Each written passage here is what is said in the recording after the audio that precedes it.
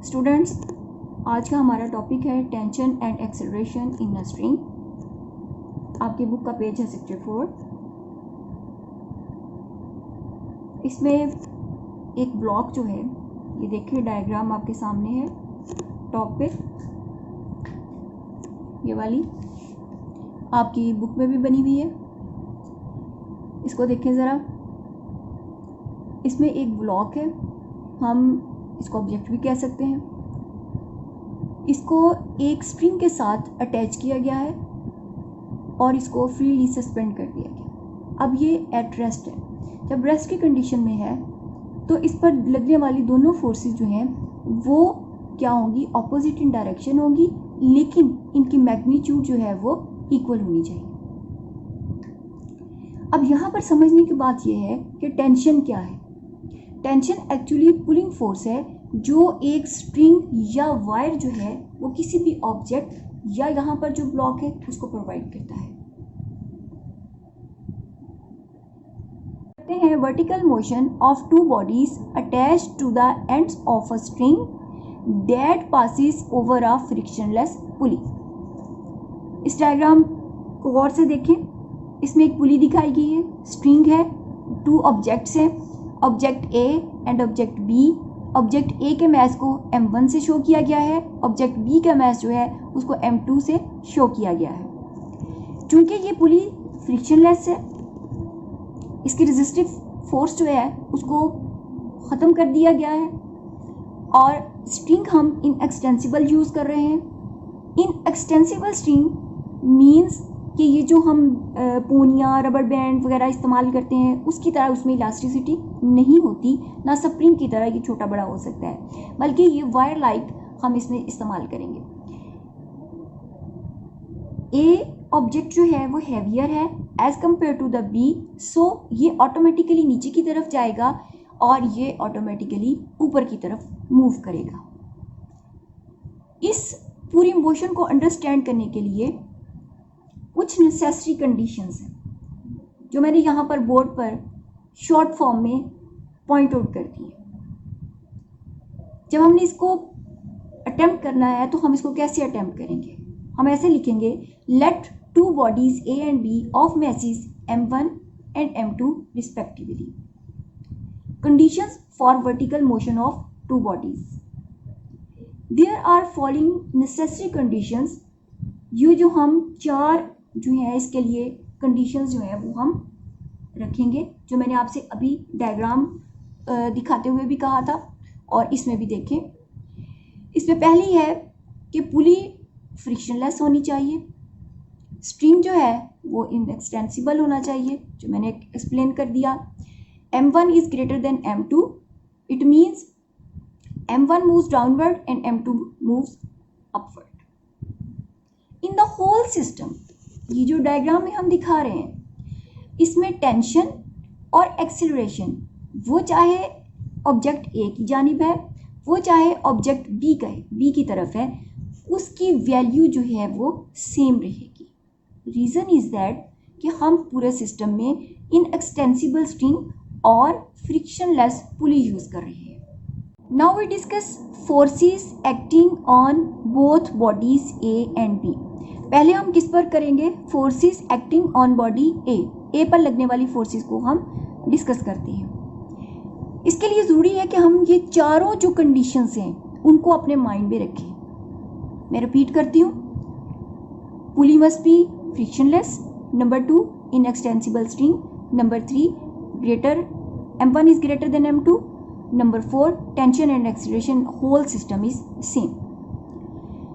इन चारों चीज़ों को अपने माइंड में रखते हुए जब हम फोर्सेस को देखते हैं तो हम कहेंगे कि नेट फोर्स ए की सूरत में किसकी इक्वल होगी कि हम W1 में से T यानी टेंशन को हम माइनस करेंगे। अब इधर देखें ज़रा डायग्राम की तरफ। ये इतने हिस्से में ये जो हमारे पास राइट साइड पे है इसमें हम क्या करेंगे, ऑब्जेक्ट ए पर टू फोर्सेस जो लग रही हैं W1 और टेंशन, इन दोनों को कंपेयर करते हैं। चूंकि ये हैवियर है, ये नीचे की तरफ मूव करेगा, तो इस टेंशन और W को जब हम कंपेयर करते हैं तो W is greater then this tension. इस टेंशन की निस्बत W की वैल्यू ज़्यादा है, तो इस वजह से ये नीचे की तरफ ऑटोमेटिकली आएगा। तो उस सूरत में हम इस इक्वेशन को देखेंगे कि हमने क्या करना है, force is equal to W1 minus T के। According to second law of motion, F is equal to ma, W is equal to, वो हमें पता है कि mg के इक्वल है, वेट पढ़ चुके हैं हम। अब इन वैल्यूज़ को हम क्या करेंगे, इसके अंदर पुट कर देंगे, इस इक्वेशन के अंदर। इस इक्वेशन के अंदर वैल्यूज़ पुट करने के बाद हमारे पास क्या आ गया, m1a is equal to m2g minus T. Discuss forces acting on body B. अब हम बॉडी बी पर लगने वाली फोर्सेस को देखते हैं। इसके लिए भी हमने क्या करना है, इन 4 कंडीशंस को हमने अपने माइंड में रखना है। इस सूरत में क्या होगा, पहले हमने देखा A1 जो है वो हैवियर है, तो W की वैल्यू ज़्यादा है, W1 ज़्यादा है, तो वो W1 में से टेंशन निकल गया, हमने फोर्स के इक्वल ले लिया, ये हमारे पास नेट फोर्स के इक्वल आ गया। अब इस सूरत में जब हमने कहा कि जो B ऑब्जेक्ट है, कि डायग्राम में हमने कहा कि B ऑब्जेक्ट जो है वो लेस हैवियर है as compare to A, then अगर हम इन दोनों को कंपेयर करते हैं, इस टेंशन को और W को, टेंशन जो है W2 की निस्बत ज़्यादा है। इस कंडीशन में on object B W2 is less as compare to the tension, then हम इक्वेशन ऐसे लिखेंगे कि हम नेट फोर्स जो है उसको इक्वल लेंगे, टेंशन में से W2 को माइनस कर देंगे। Again F is equal to ma according to second law of motion. उसके बाद W हमें पता है कि mg के है। इस वाली इक्वेशन में हम इन 2 वैल्यूज़ को पुट करेंगे। जब इनको पुट किया तो हमारे पास इक्वेशन ये आ गई, m2a is equal to t minus m2g। अब हमने फाइंड आउट करनी है a की वैल्यू, एक्सेलरेशन की। ये वाली इक्वेशन और ये वाली इक्वेशन, यानी इक्वेशन 1 और 2 दोनों को हम क्या करेंगे, ऐड कर देंगे। जब हमने ऐड किया तो ये हमारे पास सूरत हाल आ गई कि m1a plus m2a m1g minus m2g, t से कैंसिल हो जाएगा क्योंकि इनका साइन जो है वो डिफरेंट है। अब इधर इस वाले हिस्से में से हम a कॉमन ले लेंगे और इस वाले पोर्शन में हम g कॉमन ले लेंगे। जब हमने कॉमन लिया तो हमारे पास इक्वेशन ये आ गई, a on the whole multiply by m1 plus m2 is equal to g on the whole multiply by m1 minus m2। तो a की वैल्यू क्या होगी कि ये m1 प्लस m2 पूरा इधर जाकर क्या हो जाएगा, डिवाइड हो जाएगा। हमारे पास वैल्यू आ जाएगी a is equal to m1 minus m2 divided by m1 plus m2 multiply by g। Is it clear? Yes. Now we find the value of g। g की वैल्यू फाइंड करने के लिए हम क्या करेंगे, ये जो हमने इधर इक्वेशन लिखी थी जिसमें हमने कॉमन लिया था, हम इस इक्वेशन को अगेन लिखेंगे। मैंने इसको ब्लैक में ही लिखा है, इसको लिखेंगे। और अब इसमें हम क्या करेंगे, ये जो g के साथ m1 minus m2 on the whole multiply हो रहा था, ये इधर जाके क्या हो जाएगा, डिवाइड हो जाएगा। तो g इधर ही रहेगा, ये ऐसा आ गया a multiply by m1 plus m2 divided by m1 minus m2। अब g किसके इक्वल आ जाएगा, हम इसको लिख सकते हैं g is equal to m1 plus m2 divided by m1 minus m2 multiply by a।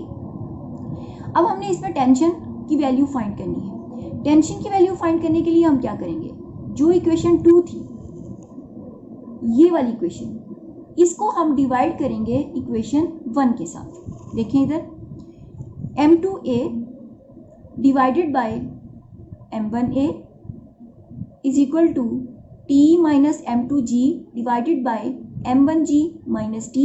a यहाँ पर मल्टीप्लाई हो रहा है, ये कट गया, m2 over m1 is equal to t minus m2g divided by, हमारे पास क्या आ गया, m1g माइनस t के। अब हम क्या करेंगे, इसको क्रॉस मल्टीप्लाई कर लेंगे। क्रॉस मल्टीप्लाई के लिए m2 जो है वो m1g माइनस t के साथ मल्टीप्लाई होगा और m1 जो है वो t माइनस m2g के साथ मल्टीप्लाई होगा। ये मल्टीप्लिकेशन के बाद हमारे पास ये सूरत हाल आ गई। अब ये हमारे पास आ गया M1 M2 G।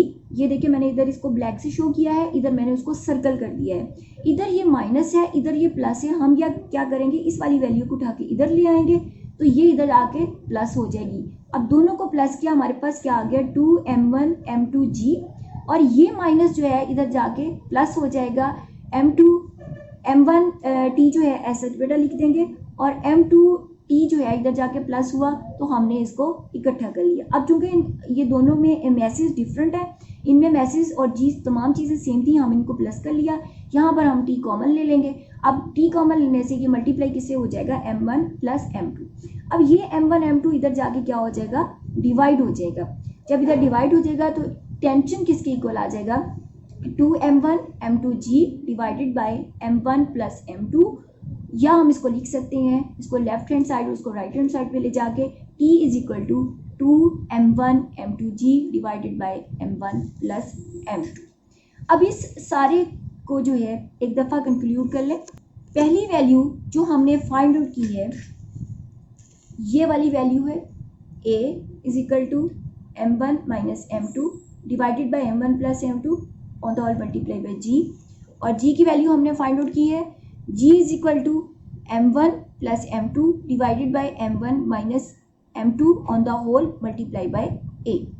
फिर तीसरी जो हमने वैल्यू फाइंड की है, T is equal to 2M1 M2 G divided by M1 plus M2। Hope ये पूरा टॉपिक आपको समझ आ गया होगा। Thank you.